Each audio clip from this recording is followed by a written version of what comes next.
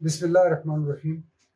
मैं वे हैरत हूँ, एक शख्स जिसके दोनों गुर्दे नाकारा हो चुके हैं, उसे डायलिसिस के लिए हफ्ते में 3 बार हस्पताल जाना पड़ता है।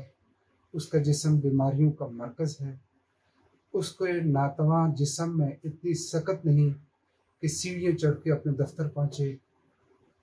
इस शख्स का नाम है मौलाना ग़ुलाम नबी नौशहरी। ये शख्स कभी इतना बहादुर था कि लाइन ऑफ कंट्रोल के संगलाख पहाड़ अबूर किए इसने। बर्फ़ का सीना चीर कर अल्लू से अबूर करके आज़ाद कश्मीर पहुंचा था। इस शख्स के नातवा जिस्म में इतनी ताकत नहीं कि अब वो दौड़े उठे बैठे मजलिसों में शामिल हो, लेकिन उसके जिस्म में इतनी हरारत है कि वो सोच सके और जम्मू कश्मीर के हालात और वाक़यात पे नज़र दौड़ाए। और उसने पैराना साली की इस कैफियत में एक किताब लिखी है, मारकतुल अरा किताब, जिसमें 50 सालों के सफ़र की रुदाद शामिल है। 50 साल सफ़र इसलिए उसका नाम रखा गया है कि मौलाना ग़ुलाम नबी नौशहरी की ज़िंदगी तहरीक आज़ादी कश्मीर से गुज़श्ता 50 सालों से वाबस्ता है। इस दौरान उन्होंने तहरीक आज़ादी कश्मीर के नशीब व फराज देखे। तहरीक आज़ादी कश्मीर में रूनमा होने वाले वाक़यात व हालात का बगौर जायज़ा लिया। जमात इस्लामी मकबूजा कश्मीर के टिकट पे वो 1972 में मकबूजा कश्मीर असम्बली के मेंबर मुंतखब हुए थे। ये पहला मौका था कि जमात इस्लामी को 5 नशिस्तें मिली थी असम्बली की। इन नशिस्तों में सैयद अली गिलानी की नशिस्त भी शामिल थी। मौलाना ग़ुलाम नबी नौशहरी श्रीनगर के हल्के से मुंतखब हुए थे और इनके बारे में कहा जाता है कि श्रीनगर में मौलाना ग़ुलाम नबी नौशहरी मुंडा बाब के नाम से मशहूर थे। मुंडा बाब शायद मैं इस लफ्ज़ का बेहतर तलफ़्ज़ अदा नहीं कर सकता, लेकिन इसका मफ़हूम मुझे पता है। इसका मफ़हूम ये है कि बेवाओं का बाप।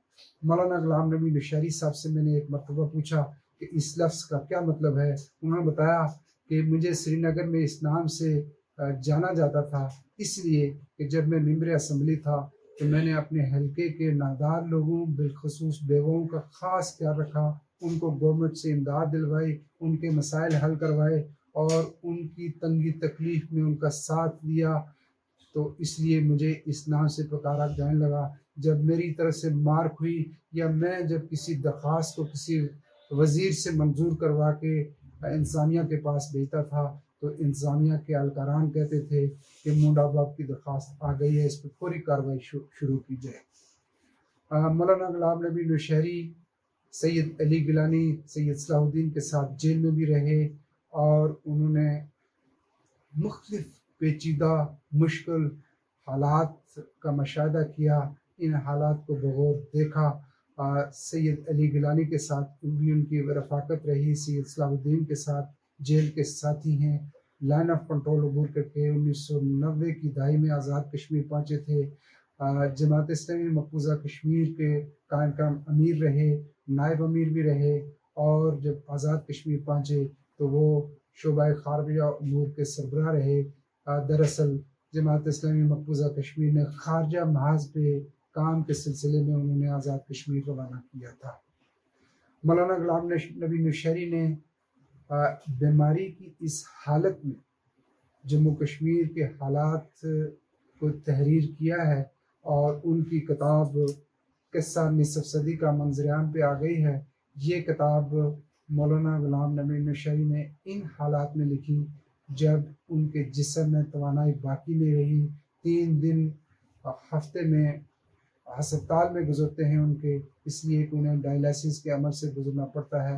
असल बात यह है कि इस मुश्किल वक्त में भी जब वो किसी मजलिस में शामिल नहीं हो सकते, उन्होंने कलम उठाकर अपनी जद्दोजहद जारी रखने का फ़ैसला किया। हमारी खुशकिस्मती है कि मौलाना नौशहरी साहब से हमारा रब्ता रहता है। आज मौलाना नौशहरी साहब से आपकी मुलाकात कराएंगे। मौलाना नौशहरी साहब सबा न्यूज़ के कारीन और सबा न्यूज़ के नाजरीन को अपनी किताब के बारे में बताएं। जी मौलाना नौशहरी साहब। इस मौके पर जब मेरी उम्र इस वक्त तकरीबन मैं इस वक्त 70 साल के करीब हूँ, तो मुझे अपने बुज़ुर्गों ने यहाँ बेस पर आकर कहा कि नौशाद साहब, आपके बहुत बड़े तजुर्बात है, आपने सियासत बहुत देखी है, जेलें काटी है और सरगर्मी से इसमें तहरीक में हिस्सा लिया है।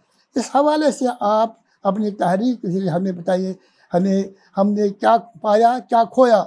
इस हवाले से, हालांकि जिन हालात में मैंने ये किताब किस्सा नफसजी का लिखा है, इस वक्त मेरे दोनों गुर्दे नाकाम है, 3 बार मेरे हफ्ते में डायलिसिस होते हैं, लेकिन अपने बुज़ुर्गों, अपने हम ख्याल भाइयों के जज्बे को सामने रखकर मैंने ये किताब लिखी, जिसमें मैंने कश्मीर के हवाले से लिखा है कि कश्मीर का मामला क्या है और इसमें यहाँ कहाँ कहाँ से गलतियाँ हुई, किस तरह हुई, हमें किस तरह इस तहरीक को आगे बढ़ाना है।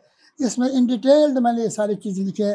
अल्लाह का फजल है, मेरा जो जज्बा है खिदमत खल्क का, कश्मीर में मैंने इतना काम नहीं किया जितना मैं बेस को में आकर मैंने यहाँ महाजिर भाइयों के लिए, पाकिस्तान में रहने वाले मुस्तहक और मजबूर और नाकारा लोगों के लिए मुख्तलिफ वेलफेयर सोसाइटीज़ कायम की, जिनमें अल्हम्दुलिल्लाह बड़ा नेटवर्क मेरा है और उस नेटवर्क का भी मैंने इस किताब में जिक्र किया है। और मुस्तक़बिल के हवाले से पाकिस्तान की क्या जिम्मेदारियाँ बनती है, हुक्मरान की क्या जिम्मेदारियाँ बनती है और पाकिस्तान के हुक्मरान में किसने किस मौके पर क्या करा, क्या किया, क्या नहीं करना चाहिए, तरकीबी पहलू भी इसमें आपको नज़र आएगा और तामीरी भी। और जहाँ कुछ ठीक हुआ है उसका क्रेडिट भी मैंने उनको दिया है, चाहे हुकूमत के ज़रिए है या कहीं आज़ाद कश्मीर के ज़रिए से। लेकिन ये किताब पढ़कर आप इस नतीजे पर पहुँचेंगे कि हमारे अंदर मज़ीद कुछ करने की क्या ज़रूरत है और कहाँ गलतियाँ हमसे हुई है। मुस्तक़बिल करीब में आज़ाद जज करने के लिए उन गलतियों को हमें दोहराना नहीं चाहिए, न कश्मीरियों को, न ममलकत खुदा पाकिस्तान को। ऐसा न हो कि खुदा न खासा 70 साल की हमारी जो इतनी कुर्बानियाँ हैं ये रायगा हो जाएंगे। उसके लिए एक गाइडलाइन की हैसियत रखता है मेरी किताब, क्योंकि मैंने सोचा इस दुनिया में मुझे भी औरों की तरह निकलना है, रुखसत होने जाना है, लेकिन मैं अपने पीछे वो हक़ाइक़ सामने रखूँगा। बल्कि अगर अल्लाह ने मुझे ज़िंदगी बख्शी, मैं दूसरी किताब इस तरह में लिखना चाहता हूँ, अगर ज़िंदगी मेरी सेहत मेरी ठीक रही, जिसमें तनकीदी पहलू ये बिल्कुल ये वाज़ह होगा कहाँ कहाँ पर हमारी गलतियाँ हुई, यहाँ से पार से उनको भी मैं नुमाया करूँगा। मैं दुआ करता हूँ अल्लाह ताला मेरी इस आज़ादी के हवाले से जो मैंने ये किताब लिखी है, अल्लाह तो अपने बारक में कबूल फरमाए और हमारे लिए मशल राह साबित हो जाए। बहुत बहुत शुक्रिया मौलाना साहब। ये बताइए कि ये किताब पाकिस्तान में कहाँ से मिल सकती है? ये किताब आपको जमात इस्लामी आज़ाद कश्मीर के हेड ऑफिस से मिलेगी। बहुत बहुत शुक्रिया, आपने मुझे यहाँ अपने इस इदारे में बुलाकर मुझे मकबूजा कश्मीर के सूरत हाल के हवाले से बात करने का मौका फराहम किया। जदीद आज़ादी कश्मीर के हवाले से जब हम देखते हैं तो गुज़श्ता 70 साल से ये जद्दोजहद जारी है। तो इसमें जद्दोजहद की आज़ादी में हर जगह जहाँ ये इस किस्म की जद्दोजहद होती है तो उतार चढ़ाव आते रहते हैं, लेकिन अल्लाह का ये फजल एहसान है, रोज़ अव्वल ही से जब हिंदुस्तान मुत्तहिद हिंदुस्तान तकसीम हुआ और फिर 2 आज़ाद ममलकतें वजूद पा गई, एक तरफ भारत, दूसरी तरफ ममलकत खुदा आज़ाद पाकिस्तान। उस वक्त के फ़ैसले के मुताबिक कश्मीर में अक्सर जो थी 85% मुसलमानों की आबादी थी, इसलिए उस फार्मूले को सामने रखकर कश्मीर का खुद ब खुद ही इलाक़ा पाकिस्तान के साथ होना चाहिए था। लेकिन बदकिस्मती ये है कि 17 साल पहले हिंदुस्तान ने माउंटबेटन बेटन जो मुत्तहिदा भारत का गवर्नर जनरल था, उसने एक साजिश के तहत हिंदुस्तान को मौका दिया कि वो कश्मीर पर कब्ज़ा करे। उस वक्त से आज तक कश्मीर ने हमेशा जद्दोजहद आज़ादी के लिए हर किस्म की कुर्बानियाँ पेश की, जानें कुर्बान की, वक्त कुर्बान किया, जायदादें कदफ हुई। तो ये सिलसिला, लेकिन अल्लाह का फजल है, हिंदुस्तान के 10 लाख से ज़्यादा मुख्तलिफ फौज की मौजूदगी में इस वक्त भी वहाँ ये तहरीक ज़िंदा है, क्योंकि इसे बैन-उल-अक़वामी सतह पर तस्लीम किया गया है कि कश्मीर को हक़ राय दी जाना चाहिए। गुज़श्ता 5 अगस्त 2019 से जब मोदी सरकार ने अब इस सारे जगराफिया को मस्क करके भारत के सुप्रीम कोर्ट और पार्लियामेंट के ज़रिए कश्मीर की जो ख़ुसूसी पोजीशन थी कम से कम 370, उसको भी ख़त्म कर दिया और 35A के तहत हिंदुस्तान के किसी भी का गैर कश्मीरी इंसान को वहाँ बाशिंदा बनाना है वो भी किया। और स्टेट सब्जेक्ट के लिए अगर कोई 15 साल से हिंदुस्तान का कोई बाशिंदा वहाँ प्राइवेट फर्म में या सरकारी मुलाजमत है, उसको भी वहाँ स्टेट सब्जेक्ट देता है। इस तरह उन्हें इस चीज़ को ख़त्म करने की कोशिश, लेकिन गुज़श्ता 2019 से आज तक 2 साल से ज़्यादा अर्सा गुजर गया। कर्फ्यू मुसलसल है, नौकरियाँ लोगों से नौकरियाँ ख़त्म की गई है, कारोबार ख़त्म है, फ्रूट इंडस्ट्री ख़त्म है। इसके बावजूद वहाँ की जो जदोजहद आज़ादी है वो बरकरार है, इसमें कोई फ़र्क नहीं है। रोज़ाना वहाँ ये शांति होती है। इस सूरत हाल को देखकर अल्हम्दुलिल्लाह कश्मीर का जो केस है वो मजबूत है, मुस्तहकम है।